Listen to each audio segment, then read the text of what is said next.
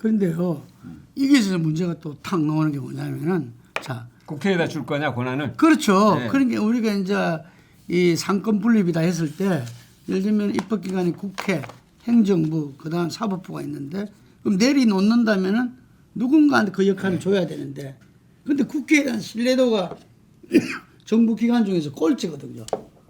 이건 어떡합니까? 그거는 굉장히 아픈 부분인데요. 저도 뭐 국회에서 의원 활동을 한 사람으로서 그건 국민들께 대단히 송구스러운 부분입니다. 송구스러운 부분인데 이거는 이제 국민들께서 그동안에 국회에 대한 신뢰도가 낮고 불신이 높은 거는 그거는 결국 어떻게 해결을 해야 되냐면 국회에다 권한을 안 주는 것으로 해결할 수는 없어요.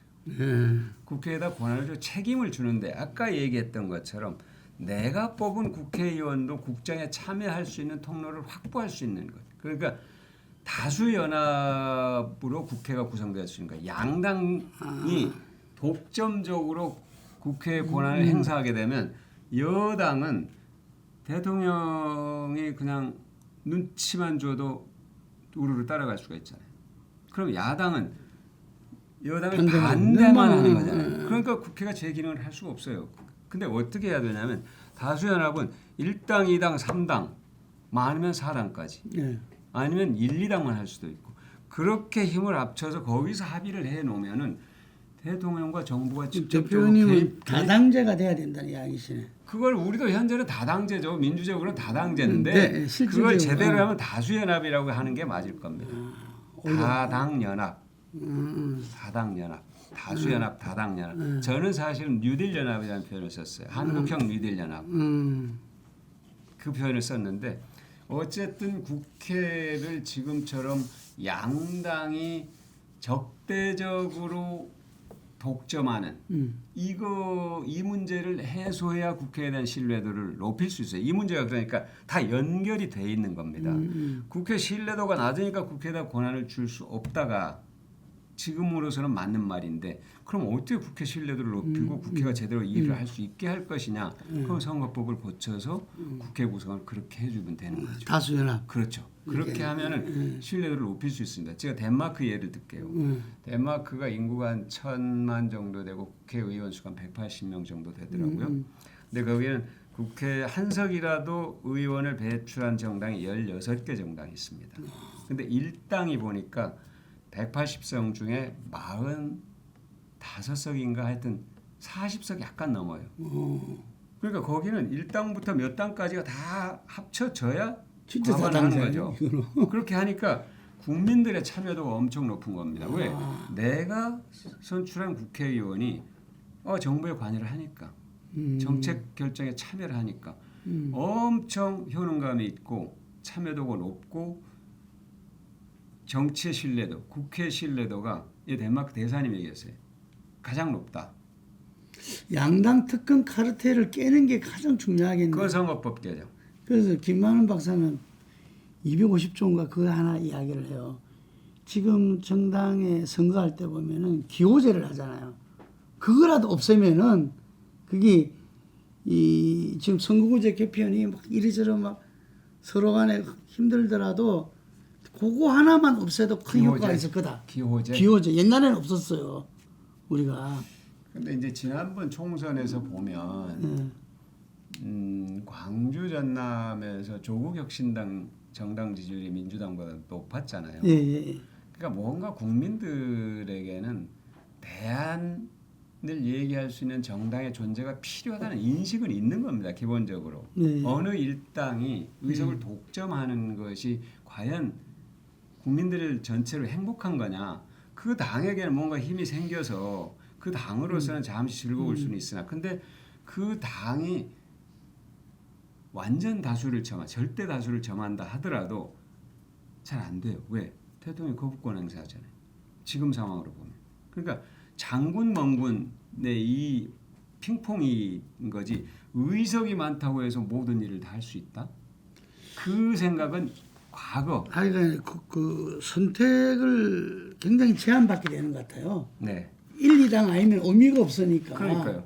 예. 그러니까 사실은 심지어 내가 당선도 안 되고 이러니까 제안 받죠. 그러니까 어쩔 수 없이 찍어야 된다거나 아니면 기권을 예, 한다거나 예, 예. 이런 일이 그러고 나서 하더라도 그 사람들이 또 자기하고는 무관하다 생각하는 거죠. 무관하다고 생각하고 뭔가 응원하기보다는 욕만 하는 욕하고 거죠. 예, 예. 그렇게 되니까 악순환이 되고 그러다 보니까 국회가 가장 불신하는 기관이 될 수밖에 없는 구조인 거죠 지금. 근데 저는 이제 이번에 희망의 불씨를 조금 볼 수 있는 게 어쨌든 국민들이 비상계엄 막으려고 하는 국회를 보호했잖아요. 그건 굉장히 중요한 의미가 있다고. 예, 예. 저는 거기에서 그 불신의 대상인 국회가 그래도 맞습니다. 이 광란을 막아내는 역할을 했다. 그러니까 저도 그 얘기 꼭 하고 싶었어요. 예, 예. 국회가 예를 들어 국회 없애자 그러면 찬성할 거라고 그러잖아요. 옛날 국회의원 수 줄이자 그러면 찬성하는 국민들이 높았는데 그렇죠. 한 명이라 늘리라 난리를. 제가 저도 지역에서 이렇게 경로당 가면 그런 얘기 하시는 분들 계세요. 간혹 아 국회다 없애버려야 돼. 그러면 저 여기 할아버지 여기서 저 할아버지 멱살 잡고 여기서 치고받고 해야 될 텐데요. 웃으면서 이제 그러는데 뭔가 정치에 대한 민주주의에 대한 이해가 약간 왜곡돼 있는 데다가 말씀드린 것처럼 제도적으로 이 우리의 적대적 대립 정치, 적대적 양당 제도가 준 극도의 피로감과 실망감이 있는 거죠 국민들에게. 이거를 해소를 해줘야 되는 거죠. 네. 그래서 그런 뭐 어쨌든 대표님 그런 이야기 못 들었습니다. 그래도 국회가 이번에는 한 건 했네. 맞습니다. 예. 아니, 저는 많이 들었어요. 저도 예. 많이 들었고 그래서 이런 것을 기반으로 해서 뭔가 하나씩 해결을 해 나가야 되는 거죠. 그래서 저는 국힘이 답답한 거예요. 이게 국회의원들한테 정치인이 국회에 처음으로 국민들이 준 기회인데 지금 저 현재 그 비상경과 지금 그 내란 부분들을 갖다가 이 연장선상에 지금 국힘이 있으니까. 그래서 저는 네.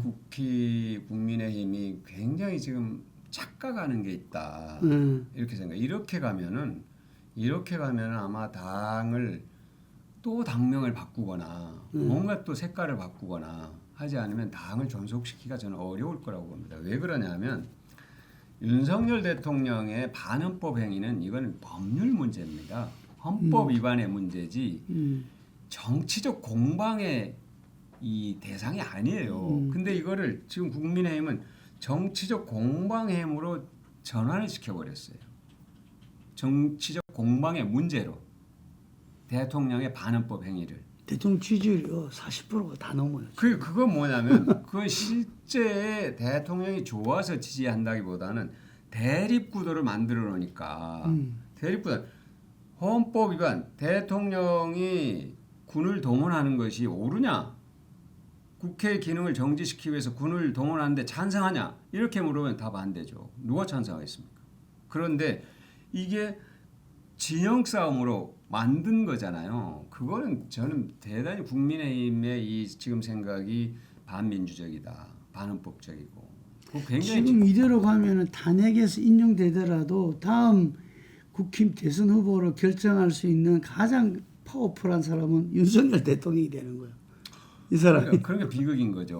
그러니까 스스로 자가 당착에 빠지는 거예요. 저는 국민의힘이 정말로 대한민국의 정당으로서 지금 책임 있는 행위를 하려면 분명히 선을 그어야 되는 겁니다. 이 행위에 대해서. 그러지 이거를 뒤섞어 가지고 야당하고 대선 때 경쟁하는 건 할 수 있어요. 근데 그걸 다 뒤섞어 가지고 지금 구별을 안 해서 해놓으면 나중에 그걸 어떻게 수습하려고 그럽니까? 그러니까 이렇게 국민의힘이 스스로 대한민국의 책임 있는 정당으로서의 길보다는 지금 2016년, 17년 박근혜 대통령 탄핵 뒤에 일어났던 그 정당의 해체 과정, 분해 과정, 그리고 온 후폭풍 이런 것에 대해서 너무 의식을 하다 보면은 이런 역사적으로 매듭을 지어줘야 될 문제까지도 착오를 일으켜요. 하여튼 그런 목소리가 지금 당에서는 좀 설당이 없는 것 같아요. 설당이 없는데 그렇죠. 국민의힘에서는. 이게 이제 시기가 점점 다가오죠. 국힘이 이제 결단을 내려야 될 시기가 네. 정말 역사 국민을 보고 나갈 건지 아니면은 진짜 그 지역 카르텔 정당으로 이렇게 머물 건지 이러는데 저도 그 TK 고향이 TK인데 전혀 그렇지 않거든요. 그 역사가. 그러면 예, 그래서 저는 그것도 오판이라고 봐요. 네. 이게 그래서 아마 저는 기대를 하는 거는 그 보수의 대선 주자들이 자기들은 대선 주자라면 전체 국민을 보고 이야기를 해야 되기 때문에 아마 그분들에서부터 파열음이 나오기 시작할 거다. 그렇죠. 이런 기대를 하고 있습니다. 네. 그러니까 현재와 같은 소선거구제 그다음에 강화된 지역구도 안에서는 말씀드린 것처럼 대구나 특정 지역에서는 알면서도 그렇게 하는 것이 그렇죠. 자기 정치 생명을 연장하는 수단이라고 생각할 수 있습니다. 그러니까 탄핵의 반대도 또는 심지어는 이 반헌법 행위에 대해서도 그냥 옹호해도 난 다음 총선에서 될 수 있어 이렇게 생각해 버리면은 그러면 지금 대한민국이 맞고 있는 이 위기 이걸 극복해야 될 책임 있는 정치인 그건 아닌 거죠. 그럼 왜 정치를 해야 되는지 본래 자기의 정체성을 잃어버리는 겁니다. 그 선거구제 개혁에 저는 이 뜻있는 정치인들이 목숨 걸어야 된다고 봐요. 네, 그게 바로 맞습니다. 정말 저는 개헌보다도 더 큰 효과가 맞습니다. 이 민주주의를 복원시키는데 그러니까 있다고 생각하는데 이렇게 가다가 사실은 이제 저 정당이 정말 극우 정당으로 가는 거 아니에요. 지금 요즘 행태 보면은 거의 그쪽으로 가는데도 아무런 당내 저항의 목소리가 없어요. 네. 심각한 상황이죠. 근데 대표님 말씀처럼 대선 후보는 그렇게 갈 수가 없잖아요. 그러니까 대선 후보는 뭔가 이제 정리해야 될 거 정리해야 되고 이걸 완전 그거 유튜버들 정리해야 된다는 목소리가 일부 있긴 있어요. 그들과 갈라서지 않으면 미래가 없다. 국민의힘에 미래가 없다. 이런 얘기를 하는 분들이 일부 있으나 그 목소리 다 묻히더라고 지금. 저는 김문수 장관한테도 기대를 해요. 탄핵 인용 이후에는 예. 달라질 수도 있다. 왜냐하면 산 역사가 있잖아, 자기가. 예. 산 역사가 있는데 그거 유튜브에 똑같은 이야기를 계속할 것이냐. 그렇지는 않지 않겠냐는 기대는 갖고 있지만 어쨌든 간에 대선 주자들이 역사적 소명으로 그런 부분하고는 단절을 해야 되고 맞습니다. 정말 이 보수 혁신을 이뤄내야 되겠죠. 그거를 해내지 못하면 저는 국민의힘이 국민들에게 표를 달라고 해서는 안 된다. 할 수 없다. 단정적으로 집권할 생각을 버려야 된다. 대구 보면 매일일보라고 있어요. 예. 매일신문. 대구 매일신문. 매일신문이 이제 TK 지역의 가장 1위 신문인데 네. 거기 보면 기자들이 성명을 냈더라고요. 네. 왜냐하면은 그 제 잘 아는 후배가 편집장 따고 지금 대표인데 제가 너무 이 개헌과 탄핵에 대해서 이렇게 옹호하는 듯한 분위기로 몰고 간다. 그 기자들이 성명을 냈더라고. 그 신문사 기자들이. 그 대표님, 저도 사실 역사적으로 대구가 국채보상 이게 우리가 일제의 식민지 배하의 그 정말 이 기막힌 상황에 있을 때 국채보상 운동, 독립운동가들이 엄청 많이 나왔고요. 민주주의 운동 하신 분들도 굉장히 많은데 그 몇몇 정치인들의 술수로 해서 어느 순간 대구의 본래 역사적 이 정체성이 지금 많이 좀 가려져 있거나 왜곡돼 있거든요. 예. 근데 그 부분에 대해서 사실은 저는 그 지역의 그런 젊은 언론인들이 뭔가 문제의식을 느꼈을 겁니다. 그러니까 뭔가 성명을 내지 않겠어요? 지금 이렇게 해서는 안 된다, 언론이. 뭐 언론이 사설로 어느 정당을 편들 수는 있죠. 어느 후보를. 미국은 그렇게 하잖아요. 예. 그냥 이 스트레이트 뉴스는 아주 객관적이고 중립적으로 하지만 사설로는 뭐 지지를 표명할 수 있다 이런 이제 원칙이 있죠. 우리는 사실 그런 원칙이 확립되기도 전에 이미 많이 이게 정확하게 뭐라고 할까 나는 어느 당을 지지한다는 의사표시 없이 실제로는 많은 그런 행위들이 있어 왔던 것이죠. 왔었는데 그런데 그 신문의 기자들이 그런 정도의 성명을 냈다는 것은 도가 지나쳤다는 거겠죠. 예, 그렇죠. 네. 그래서 저는 거기서도 하나의 희망을 봐야 될 겁니다. 희망을 봐야 되는 것이 네. 거꾸로 네. 저는 그렇게 생각합니다. 자, 정당 민주주의를 이야기했는데 지금 이제 남은 두 개 중에 하나인데요. 정당 민주주의를 이야기하셨는데 지금 이 대표님이 그렇게 사랑하시고 아끼고 쭉 이렇게 함께 온 민주당이 현재 정당 민주주의에 대해서 심한 비판을 받고 있어요.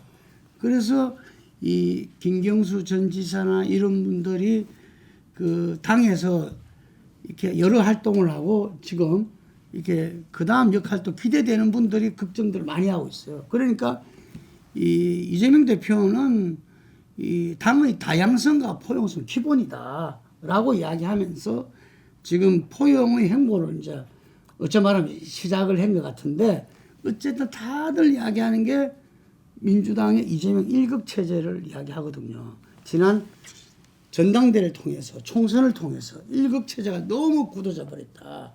이거는 제가 민주당 의원들한테 늘 듣는 이야기입니다. 의원들 그 대표님도 잘 아시겠지만 텔레방이 있잖아요. 텔레방에도 다양한 목소리가 없대요. 뭐 말을 해도 반응도 없대요. 이거는 민주당이 아니잖아요.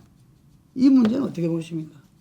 그거는 대표님께서 다 지금 말씀을 하셔놓고 저대로 동의를 해라. 아니. 네, 그런 것 같은데 아니 저는 대표님의 문제 의식에 저는 뭐 상당 부분 같이 느낍니다. 그러니까 정당은 이제 생명이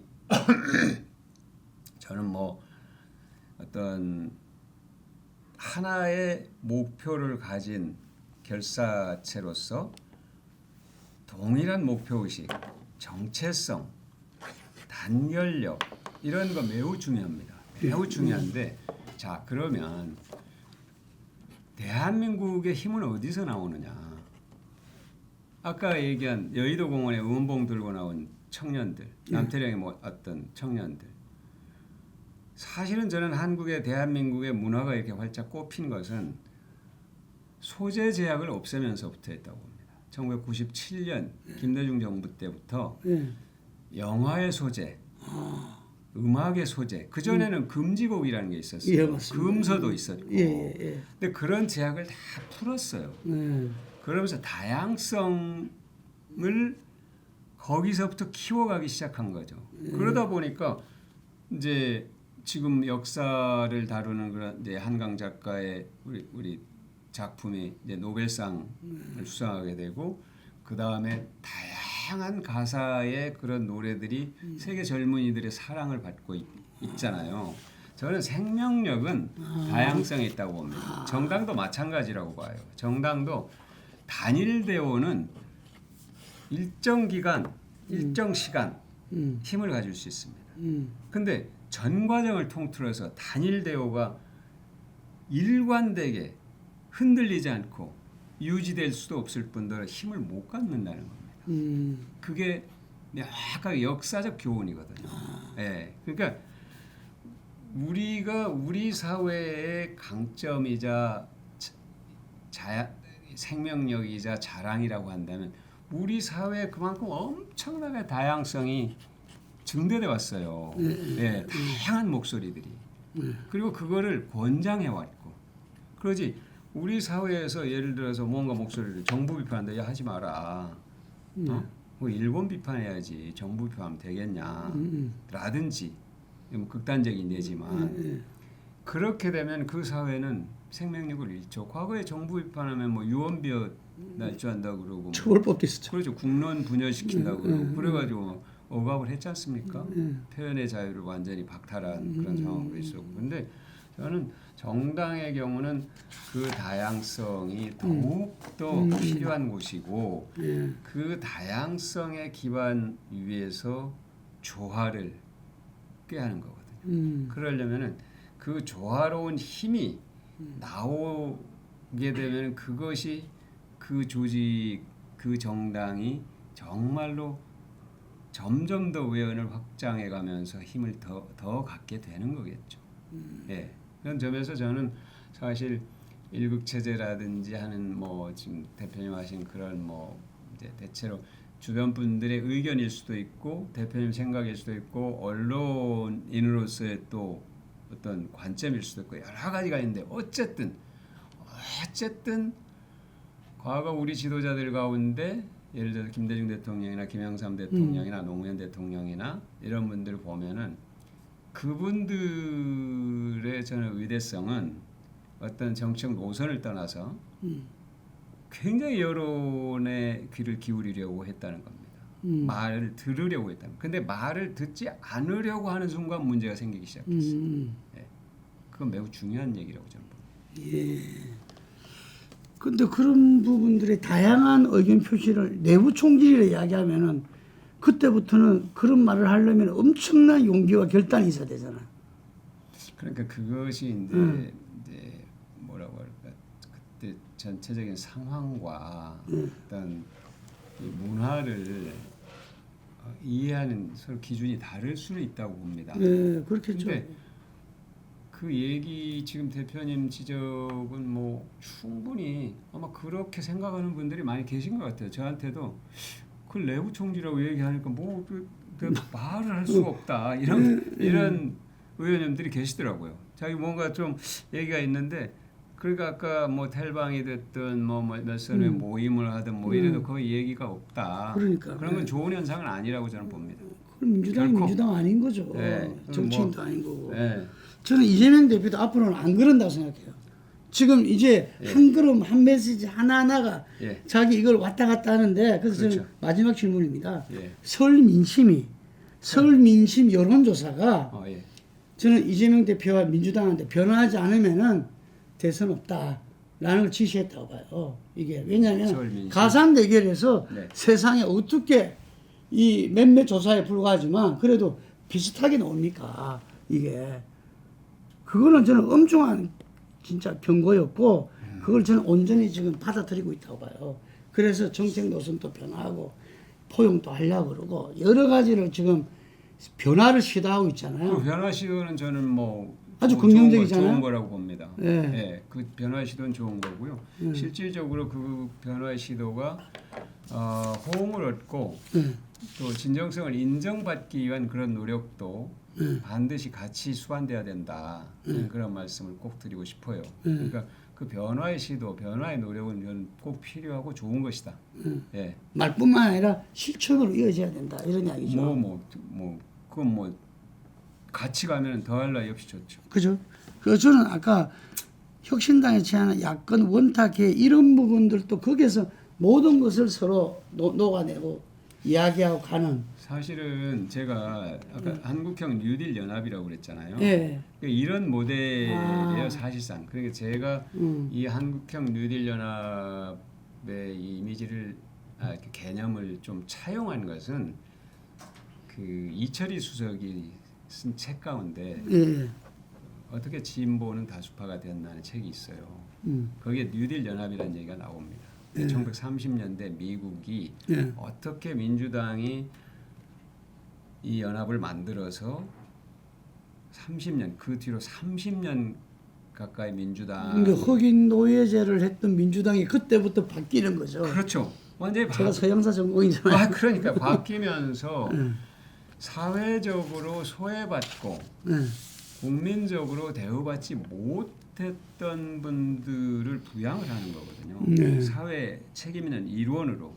근데 그것이 말로만 하는 게 아니라 실질적으로 여러 가지 방식을 통해서 노동 문제라든지 임금 문제라든지 여러 가지 복지 문제라든지 여러 가지 제도를 통해서 올리니까 그게 특히 이제 이민자들은 그때까지도 제대로 국민으로서 대우받지 못하는 그런 상황들에 있을 때 흑인도 말씀하셨고 근데 그 분들에 대해서 대안을 딱 제시한 거예요. 미국 국민으로서 대우를 받을 수 있는 그렇게 해서 이제 연합을 만들어냈는데 제가 얘기한 한국형 뉴딜 연합도 마찬가지입니다. 단순히 정치적 어떤 이런 민주주의가 아니라 사회 경제적 민주주의까지 염두에 두고 우리 사회에 이 탄핵에 동의하고 탄핵에 참여한 모든 세력들이 미래 한국을 위해서 우리가 가고자 하는 나라를 어느 정도 모양을 만들어서 틀을 만들어서 거기에다 합의를 하자는 거죠. 그리고 이 원탁 이재명 대표가 말한 헌정수호연대, 조국 대표가 말한 다수자연대, 뭐 이런 부분들이 어쨌든 뉴딜연대 맥을 다 같이 그렇죠. 거기서 더 저는 좀 더 나갔으면 좋겠다는 거고요. 헌정수호연대는 정치적인 부분이 상당히 강조될 거고요. 그다음에 다수연합도 정치적인 부분인데 거기는 선거제도까지 염두에 두고 있는 것 같고요. 그다음에 아마 조국 혁신당에서는 그 교섭단체 문제 이 문제도 사실 아까 제가 말씀드린 덴마크 사례를 보면은 거기에 따로 교섭단체 요건이 없어요. 다 원내 의석을 가진 모든 정당은 다 원내 수분석 된 것도 유신부터입니다. 유신. 그러니까요. 원래 그 10명이었어요. 10명이었어요. 예, 그러니까 그래서 그런 것들을 폭넓게 개선해 나가는 겁니다. 예, 그렇게 함으로써 우리가 다수연합을 만들어낼 수 있고 그 다수연합이 국민 다수를 다수에게 효능감, 참여의식, 그 다음에 더 나아 궁극적으로는 행복감, 그럼 정치에 대한 신뢰도 이런 걸 다 함께 끌어올릴 수 있는 것이고 결국 국민들 삶, 국민 한 분 한 분의 삶을 끌어올리는 그런 어떤 세계를 우리가 지향을 만들어 가자 하는 거고 틀을 크게 가져가는 게 중요하죠. 그러니까 중도를 중도 굉장히 중요하죠. 중요한데 지금 대표의 말씀 정확하죠. 그게 중도라는 것은 심지어 우리 당에 중도는 존재하지 않는다. 중도는 주장하는 사람들도 있어요. 네, 그렇게 얘기하고 다만 선거 때 그때 상황에 맞춰서 투표 행위에 따라 스윙 보터라고 얘기를 지구제거를 해서 정책에 대한 그렇죠. 호응도도 네, 그렇게 얘기하시는 분들도 계시기 때문에 지금 대표님처럼 명확하게 우리가 가고자 하는 미래의 그림, 비전을 제시를 하고 동의를 점점 더 확산해가는 공감대를 넓혀가는 뉴딜 연대를 해야 되겠다. 한국형 뉴딜 연합. 우리 이철희 수석이 책에서 이야기했어요. 그러니까 어떻게 다수파가 됐냐 보면 미국의 뉴딜 연합으로 얘기했어요. 그래서 제가 그걸 차용해서 한국형 뉴딜 연합을 하자. 네. 알겠습니다. 오늘 결론으로는 우리 박광 대표님이 7째 나라 랩을 출범시키고 거기에 대한 어떤 이 활동을 시작했을 때 저는 이게 답일 수 있다. 그래서 오늘 그 내용을 마지막 답으로서 한국형 뉴딜 연대를 받았습니다. 제가 널리 알리도록 하겠고요. 더욱더 7째 나라 랩 왕성 활동 기대하겠습니다. 감사합니다. 오늘 감사합니다.